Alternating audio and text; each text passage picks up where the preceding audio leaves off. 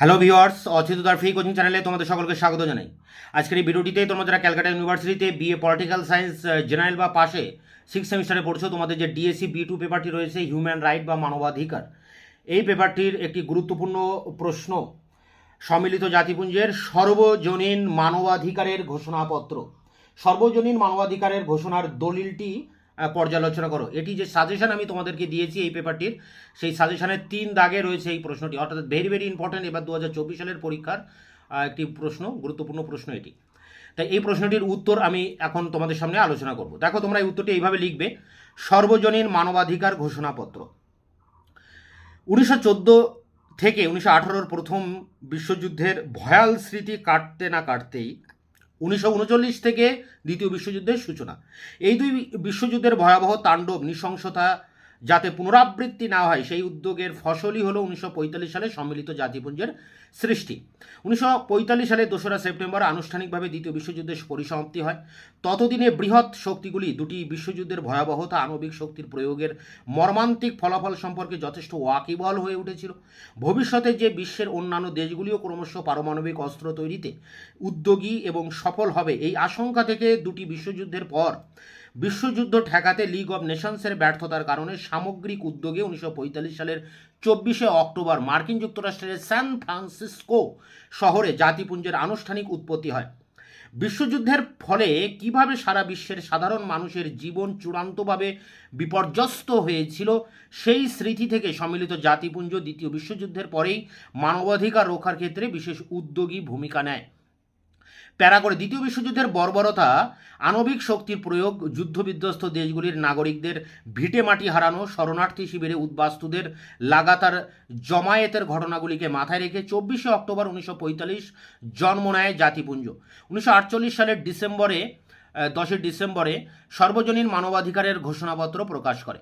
ভবিষ্যতে যাতে আর কোনো বিশ্বযুদ্ধের পুনরাবৃত্তি না হয়, আর কোনো কারণে যাতে বিশ্বব্যাপী সাধারণ মানুষের মানবাধিকার লঙ্ঘিত না হয়, সেই উদ্দেশ্যকে মাথায় রেখে 10 ডিসেম্বর 1948 সম্মিলিত জাতিপুঞ্জের সর্বজনীন মানবাধিকার ঘোষণাপত্রের সূচনা হয়।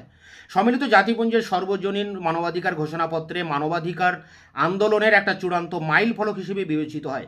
প্যারিস শহরের সাধারণ সভায় 271 রিসলিউশন অধিবেশনে 1948-এর 10 ডিসেম্বর সর্বসম্মতিক্রমে মানবাধিকারের সর্বজনীন ঘোষণাপত্র চূড়ান্তভাবে প্রকাশিত হয়। এই ঘোষণার মাধ্যমে মানবাধিকারকে সর্বজনীন মৌলিক অধিকার ও বিশ্বব্যাপী তার সংরক্ষণকে আন্তর্জাতিক শিলমোহর দেওয়া হয়।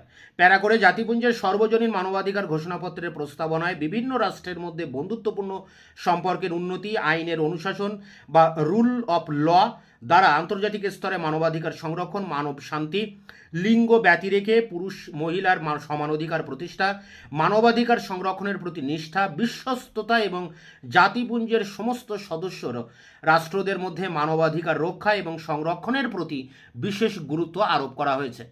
এবার দেখো, এই সনদের যে ঘোষণাপত্রগুলোতে কি বলা হয়েছিল, ধারাগুলো কি ছিল। জাতিপুঞ্জের এই মানবাধিকার সংক্রান্ত ঘোষণাপত্র অনুযায়ী সনদের 1 নম্বর ধারায় বলা হয়েছে, জন্মসূত্রেই সমস্ত মানুষ সমান, স্বাধীন ও প্রত্যেক মানুষেরই জন্মসূত্রে সম্মানজনকভাবে বেঁচে থাকার অধিকার রয়েছে। 2 নম্বর ধারায় বলা হয়েছে, লিঙ্গ, ধর্ম, বর্ণ, ভাষা, রাজনৈতিক মতাদর্শ, জাতীয় বা সামাজিক উৎস, সম্পত্তি নির্বিশেষে কারোর প্রতি কোনো বৈষম্য করা যাবে না। 3 নম্বর ধারায় সকলের জীবন বা বেঁচে থাকার অধিকার, স্বাধীনতার অধিকারের উপর গুরুত্ব দেওয়া হয়েছে।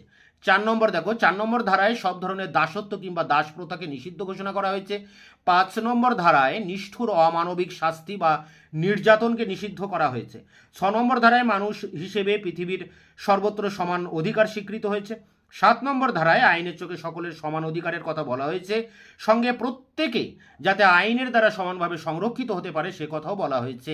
8 নম্বর ধারায় মৌলিক অধিকার লঙ্ঘনের ক্ষেত্রে আদালতের বিচার বিভাগের প্রতিকার লাভের অধিকারকে স্বীকৃতি দেওয়া হয়েছে। এবং 9 নম্বর ধারায় কাউকে যাতে বেআইনিভাবে আটক বা দেশ থেকে নির্বাসিত না করা হয় সে কথা বলা হয়েছে। 10 নম্বর ধারায় স্বাধীন নিরপেক্ষ বিচারের অধিকার উল্লেখিত হয়েছে। 11 নম্বর ধারায় কেউ কোনো দণ্ডযোগ্য অপরাধে অভিযুক্ত হলে তার আত্মপক্ষ সমর্থনের নিশ্চয়তা দেওয়া হয়েছে। দোষী সাব্যস্ত না হওয়া পর্যন্ত নির্দোষ বলে বিবেচিত হওয়ার অধিকার আছে। 12 নম্বর ধারায় সকল ব্যক্তিকে ব্যক্তিগত গোপনীয়তার অধিকার দেওয়া হয়েছে। গোপনীয়তা রক্ষার ক্ষেত্রে কোনো বেআইনি হস্তক্ষেপ মান্য করা যাবে না। 13 নম্বর ধারায় দেশের সীমানার মধ্যে স্বাধীনভাবে যাতায়াত এবং বসবাস করার অধিকার সকলের আছে। প্রত্যেক ব্যক্তি নিজ দেশ বা অন্য দেশ ছাড়ার এবং পুনরায় ফিরে আসার অধিকার আছে। 14 নম্বর ধারায় নিজ দেশে নিপীড়নের আশঙ্কা থাকলে অন্য রাষ্ট্রে রাজনৈতিক আশ্রয় লাভের অধিকার আছে। বাংলাদেশের বিতর্কিত লেখিকা তাসলিমা নাসরিন বা আফগানিস্তানের সমাজকর্মী ইউসুফ মালালার কথা এক্ষেত্রে উল্লেখ করা যায়। 15 নম্বর ধারা অনুযায়ী প্রত্যেক নাগরিকের জাতীয়তা লাভের অধিকার আছে। বলপূর্বক বা বেআইনি হস্তক্ষেপ করে কাউকে ন্যাশনালিটি বা জাতীয়তার অধিকার থেকে বঞ্চিত করা যাবে না। 16 নম্বর ধারায় দেশের পুরুষ ও মহিলা বিবাহযোগ্য হওয়ার নির্দিষ্ট বয়স অতিক্রম করলে জাতি ধর্ম জাতীয়তা নির্বিশেষে বিয়ে করার এবং পরিবার গঠনের অধিকার অর্জন করে। স্ত্রী পুরুষ নির্বিশেষে বিবাহ ও বিবাহ বিচ্ছেদের ক্ষেত্রে সমান অধিকারের দাবিদার। বিবাহ তখনই সম্ভব যখন উভয় পক্ষই তাতে সম্মত এবং পরিবারকে স্বাভাবিক মৌলিক প্রতিষ্ঠানের গুরুত্ব দেওয়া হয়েছে এবং তার সংরক্ষণ করার দায়িত্ব সমাজ ও রাষ্ট্রের। 17 নম্বর ধারায় সকলকে নিজ সম্পত্তি ভোগ করার অধিকার এবং যাতে বেআইনিভাবে সেই অধিকার ভঙ্গ করা না যায় সেই আশ্বাস দেওয়া হয়েছে। 18 নম্বর ধারায় প্রত্যেকের চিন্তার স্বাধীনতা, বিবেকের স্বাধীনতা এবং ধর্মীয় স্বাধীনতার কথা বলা হয়েছে। এই অধিকার বলে যে কেউ তার সনাতন ধর্ম বিশ্বাস পরিবর্তন করতে পারে এবং স্বাধীনভাবে যাতে ধর্মাচার ধর্ম পালন সকলে করতে পারে সে কথা বলা হয়েছে। 19 নম্বর ধারায় সকলের মতামত এবং তা প্রকাশ করার স্বাধীনতা উল্লেখিত হয়েছে। কোনো হস্তক্ষেপ ছাড়া যাতে মানুষ স্বাধীনভাবে তার মতামত এবং তা প্রকাশ করার স্বাধীনতা প্রয়োগ করতে পারে তা বলা হয়েছে। 20 নম্বর ধারায় শান্তিপূর্ণ সমাবেশ বা সমিতি গঠনের কথা বলা হয়েছে, তবে কাউকে বলপূর্বক কোনো সংগঠনের সদস্য করা যাবে না। 21 নম্বর ধারায় উল্লেখ করা হয়েছে প্রত্যেক নাগরিকের তার দেশে সরকারি কার্যকলাপে অংশগ্রহণ, প্রত্যক্ষ বা পরোক্ষভাবে প্রতিনিধি নির্বাচনের অধিকার আছে। মানুষের সম্মতি হলো সরকারের কর্তৃত্বের উৎস এবং সর্বজনীন সঠিক ভোটাধিকারের মাধ্যমে সাধারণ মানুষ এই প্রক্রিয়ায় অংশ নেবে। 22 নম্বর ধারায় বলা হয়েছে প্রত্যেক মানুষের সামাজিক নিরাপত্তার অধিকার আছে এবং জাতীয় প্রচেষ্টা ও আন্তর্জাতিক সহযোগিতার মাধ্যমে মানুষের আর্থিক, সামাজিক, সাংস্কৃতিক অধিকার প্রয়োগ এবং নিজের ব্যক্তিত্ব স্ফুরণের মর্যাদা রক্ষিত হবে। 23 নম্বর ধারায় শ্রমিক সংগঠনে যোগদান করার অধিকার, উপযুক্ত পারিশ্রমিকের অধিকার, কোনো বৈষম্য ছাড়া সম কাজের জন্য সম বেতনের কথা, কাজের অধিকার, কাজের উপযুক্ত পরিবেশের কথা বলা হয়েছে। 24 নম্বর ধারায় সকলের কাজের থেকে বিশ্রাম এবং নির্দিষ্ট কাজের সময় এবং নির্দিষ্ট ব্যবধানে সবেতন ছুটির অধিকার দেওয়া হয়েছে। 25 নম্বর ধারায় প্রত্যেকের জন্য জীবন ধারণের উপযুক্ত স্বাস্থ্য পরিষেবা, খাদ্য, বস্ত্র, বাসস্থানের কথা বলা হয়েছে। অসুস্থতা, বার্ধক্য, বৈধব্য এবং অন্যান্য অসুবিধার সময় যাতে নিরাপত্তা সুনিশ্চিত হয় তাও বলা হয়েছে। মাতৃত্বকালীন সুযোগ সুবিধা, শিশুদের নিরাপত্তার কথাও 25 নম্বর ধারায় উল্লেখিত হয়েছে। 26 নম্বর ধারায় সকলের শিক্ষার অধিকারের কথা বলা হয়েছে। বিনামূল্যে অন্তত প্রাথমিক শিক্ষাদানের কথা বলা হয়েছে। প্রাথমিক শিক্ষা হতে হবে বাধ্যতামূলক। প্রত্যেক মানুষের ব্যক্তিত্বের পূর্ণ বিকাশের জন্য শিক্ষার অধিকার প্রয়োজনীয়। এর মাধ্যমে সহনশীল বন্ধুত্ব যাতে সমস্ত রাষ্ট্রের মধ্যে গড়ে ওঠে এবং আন্তর্জাতিক স্তরে যাতে জাতিপুঞ্জের বিশ্ব শান্তির উদ্দেশ্য পূরিত হয় সে বিষয়ে লক্ষ্য রাখতে হবে। 27 নম্বর ধারায় জনসমাজের সাংস্কৃতিক জীবনে সকলের অংশগ্রহণ করার অধিকার আছে। 28 নম্বর ধারায় প্রত্যেকে এমন একটি সামাজিক ও আন্তর্জাতিক ব্যবস্থার অধিকারী যেখানে সে তার অধিকার ও তার স্বাধীনতার পূর্ণমাত্রায় লাভ করবে। সনদের 29 নম্বর ধারা অনুযায়ী সমাজের প্রতি প্রত্যেকের কর্তব্য রয়েছে যার মাধ্যমে ব্যক্তিত্বের স্বাধীন ও পরিপূর্ণ বিকাশ সম্ভব।